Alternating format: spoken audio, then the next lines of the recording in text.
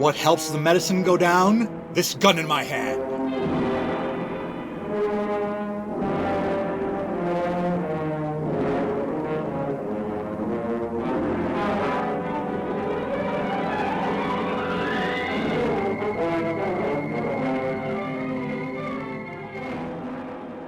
Minutes past noon. The Sapphire Studebaker, futuristic automobile of the Emerald Ash Borer, speeds down a gravel road outside of Parabellum city limits.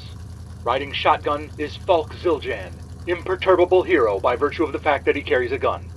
Driving the auto is Castro, faithful Filipino valet of the Emerald Ash Borer. Take it easy, Castro. You can't take corners on dirt roads the way you can on asphalt. I'm a professional, Falk. I've been chauffeuring Breed for years now, and half of that's been high-speed chases towards criminals or away from the cops. Fine, but what's the hurry? We've been patrolling for hours without spotting any crimes. And why are we patrolling outside of town? I remembered a lead out this way. There's a bad guy we can take care of. You don't mean take care of him the way Murderalizer takes care of people? No, just follow my lead. This doesn't look like the kind of farmhouse where a supervillain would live. I suppose it could be a hideout. Should I have my gun drawn? Of course not. Then you wouldn't have the opportunity to draw it later and say your catchphrase. Mr. Talmadge? Kern Talmadge, I have a warrant for your arrest. They're letting you serve warrants? When did you get deputized? Shh. What can I do for you boys? Is your name Kern Talmadge? That's right. I got nothing to hide. Are you his driver? You're the Kern Talmadge who took part in the 1921 massacre in Rosewood, Florida. You mean the 1921 race riot? If anything, we were keeping the peace. You got nothing proving I broke any laws down there. And if you tried to persecute me for it, you'd have 200 other good old boys guilty of the same thing and worse. Some of them was lawmen. We have pretty solid proof you broke laws, Mr. Talmadge. What, you got a surviving eyewitness to identify me? Or you got a 20-year-old axe handle with my fingerprints on it? Because I threw that in the fire when I was done with it. I have your written statement that you broke the law. You can work me over, but I ain't signing no confession papers you put in front of me. Your letter to the editor was published last week in the Daily Sentinel. The headline says, "We could solve half the problems in Parabellum City if we cleaned out this town just like we did Rosewood, Florida, 1921. I should know, I was there." Really? They printed it? Well, I'll be. I'm a published author now. Quote, "We shot and strung up as many of those no-good beasts as we could lay our hands on. Then we chased the rest out of town and burned it down." Now, hold on now. That won't hold up in a court of law. Just because I sent a letter to the paper don't mean it's true. I was there when the race riot happened, just defending the honor of our white women. I didn't directly assault or kill nobody. The letter continues. "I personally killed 2 women and beat 4 others. I set fire to maybe 10 houses and 3 barns. I shot at a couple people who were driving away, but I don't know if I hit them." That's not a legally binding document that would hold up in court. Quote, "This letter has been notarized by Douglas DiBiase, and a copy of it will be kept on file in the county court building to prove I'm telling the truth. Not because it would ever come to a court case. We all know they ain't gonna prosecute." Ain't that right? You can drag me to jail, but nobody in the district attorney's office is gonna bring this to trial. Even with those panty-waist reformers in the Parabellum City Police Department, you can't change society. As much as I hate to admit it, I'm afraid he's right, Castro. Falk, what do we do when there's a problem with society that will take decades to change? Something that 1 or 2 do-gooders can't solve with guns or fists. Oh, we find somebody who represents that problem and punch them in the face. Ah! You can't do this to me! I'll charge you for assault! Good luck. The cops have been chasing me and the Emerald Ash Borer for years because they think we're part of the criminal underworld. Everybody knows that's not true. You're one of those reformers. Biggest one of all. Paint yourself as a good guy, but you work outside the law and sock a man in the jaw just for trying to keep his city secure. Let's get out of here before you get caught.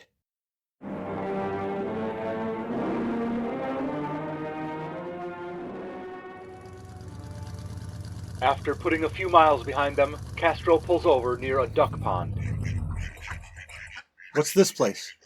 I like to come here to clear my head when life gets me down. It's peaceful.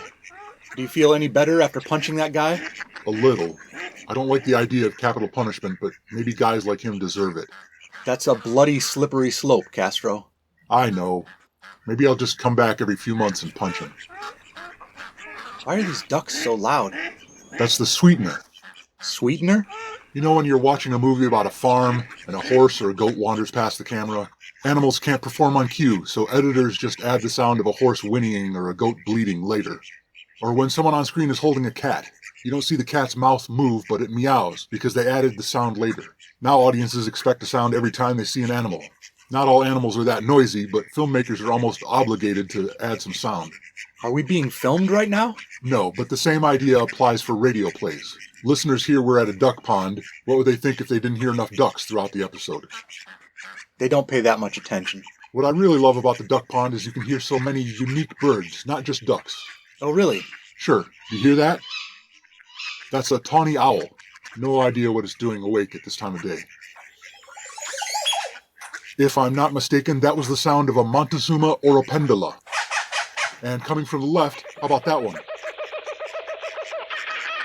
That's the generic bird you hear in every jungle movie set in Africa or South America. Do they naturally migrate this far? No. Many years ago, a circus caravan broke down near the duck pond. They couldn't afford to fix their broken wagon wheels, so they dissolved the circus. Some of their wagons carried a menagerie of exotic birds and creatures which they set free in the countryside. That was a monkey of some kind. A gibbon. Let's get out of here. That's old Toothless Heinrich. He won't hurt anybody. I don't know if I did any good today. I thought I could raise awareness of forgotten or suppressed historical events by working them into radio shows. You know, like A Spoonful of Sugar. Is there a radio show called A Spoonful of Sugar? No, the expression. It helps the medicine go down. Where did you hear sugar has medicinal properties? You're really hung up on sweeteners today. It's an analogy. Massacres are like a bitter pill, especially if it's your own government or community carrying out the massacre. People don't want to hear those stories. The subject becomes taboo. So you sugarcoat it by wrapping it in some frivolous adventure story. The sugar coating helps the bitter pill go down. Oh, right. I guess it works. I had never heard of that Rosewood massacre. I'm hoping to steer some future episodes of the Emerald Ash Borer show to talk about the 1921 Tulsa pogrom. Maybe the Ludlow massacre, where National Guardsmen and company men killed striking miners and their families. The massacre in Springfield, Illinois in 1908 that made it a virtually all-white town. Massacres at Wounded Knee or the Trail of Tears. Listeners who would normally switch off the radio might stay tuned when history is worked into a story about crime fighters and colorful villains. Where did you get the idea for this? You've heard of Catch 2022, right? Sure. He's the crime fighter who gets glimpses of the future, but only in the form of pop culture. Movies, novels, radio stories, things like that. He told me far in the future there's this film series people will watch in their homes. In that era, not many people will have heard about the 1921 Tulsa massacre. Or if they do, they call them race riots, because that's how white historians have described it. But this show on televideo screens had fanciful costumed heroes recounting their experiences in that event. It seemed to be effective at raising awareness, so I thought I could use that tactic today. Another little-known event is when the police dropped bombs on the Move building in Philadelphia. They killed 11 people and burned down 61 homes because white firefighters let it burn. My God, when was that? What's Move? It's a commune of revolutionary black activists. But the group hasn't formed yet. It's going to happen in 1985. Wait, how do you know what's going to happen in 1985? Did Catch 2022 see it in a novel or televisibo? No, this is the great part. What I'm going to do is write a story that talks about it and submit it to Emerald Ash Borer magazine. As long as it gets reprinted in the future, Catch 2022 will receive a vision of it because that's part of pop culture. Then he can describe it to me here in 1939. But how did you learn about it in the first place? From Catch 2022 telling me about it last week after he saw my story about it in the future. Don't try to understand it. It's a paradox. I suppose there are plenty of historical events you could cover this way. I've heard there were some shenanigans in Africa. Bad things done to people there. You don't say. No, really. You know, it might be short-sighted to use only pulp adventures as your method of delivering taboo topics. What type of story would be the best to convey this stuff? Horror? Westerns? Romance? Pulp adventures just keep climbing in popularity. It's not like they'll fade away within a few years. Right. I just think you could diversify your portfolio by putting historical messages into every kind of popular story. Besides pulps, you could embed them in romance stories and westerns and detective stories. What else? You could do boxing stories, medical dramas. That way, if one of these genres loses its popularity, like, say, romance, it'll persist in those other genres. Okay, well, two problems with that. Number one, I have some pull with the Emerald Ash Borer radio program and any related media like coloring books, comics, pulps. Ash lets me write episodes sometimes, as long as any political content goes over his head, which it always does. But I don't necessarily have contacts at romance mags or westerns or medical boxing dramas. And number two, where did you pick up that lingo? Diversify your portfolio. Oh, last time I talked to Catch 2022, he had been watching these Wall Street movies in his visions of the future. I can't remember the titles. Tall, Short People, Sleepless Money, Greedy Wolves, I don't know. Falk, you've actually used this sugarcoating technique before, whether you realized it or not. What do you mean? You mentioned forced displacement of Native Americans in episode 100. It would be nice to get a longer episode talking about that. I don't really write the episodes, but I'll see what I can do. You can't hit them over the head with it. It has to be seamlessly worked into the plot. Sure, I understand. You don't want just two guys sitting around talking about it. My writing staff can handle that. You have a writing staff? I think so. I'd have to ask Gary. Hey, you've only been thinking about past events so far. Why not have a story about a current one? Some political tragedy that's unfolding right now in 1939. What, like the Spanish Civil War? The Japanese invasion of China? I don't know, whatever. There's probably a couple things going on. Yeah, but you do a dramatization like this. With current events, people are inundated with propaganda from one side. They're too close to see what's really going on. They don't have the perspective you get with 10 or 20 years of distance after the event. Sure. What sometimes works better is you use a past event as a stand-in for something going on right now. For example, we could talk about, there's one group that conquered some other people's territory less than a century ago. Oh, yeah. You mean, They're trying to kill or drive out the ethnic group that lived there before they claimed the land. They're trying to starve out the natives, shelling the area. After people have been pushed into ever smaller places of refuge, those places are attacked and the people massacred, on the pretext that some of them fought back last year. And of course the papers just talk about it like it's these two crazy groups shooting at each other. When will they ever learn? Are you talking about Native Americans on reservations? Or colonies in Africa or Asia?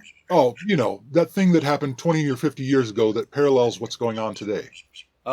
Sure. Maybe we could do a story about Turks trying to wipe out Armenians in 1909 or 1916. Then kind of hint that the same thing is going on today somewhere else.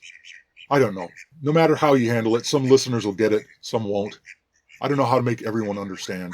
At least if you tell that story, it puts pressure on the Turks to stop denying what they did. I guess. But who knows how long people are willing to deny something like that? Oh, 20 or 30 years after the events, max, I would think. Nobody could say it with a straight face after that long. Yeah, you're probably right. Something else, you're covering a lot of events here where black people were the victims. Are you the right person to be explaining these stories? What do you mean? Ideally, people should be telling their own stories. We don't want to set up a white savior situation.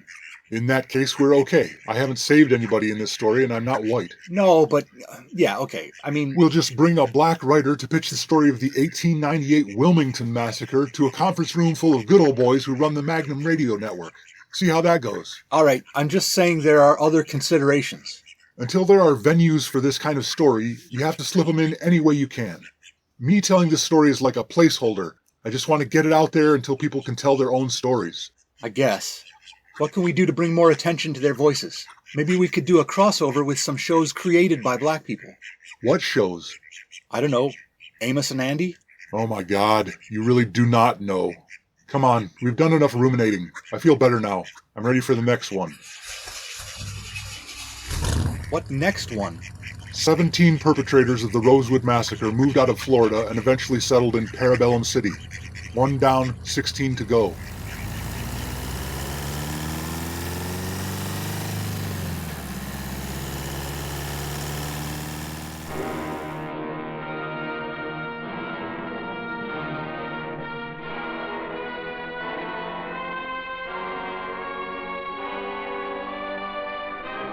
Spoonful of Lugers, episode 105 of This Gun in My Hand, was seamlessly worked into a plot by Rob Northrup. This episode and all others are available on YouTube with automatically generated closed captions of dialogue. Visit thisguninmyhand.blogspot.com for credits, show notes, archives, and to buy my books, such as Little Heist in the Big Woods and other revisionist atrocities. What narrative technique helps me sneak serious topics into wacky adventure stories? This Gun in My Hand.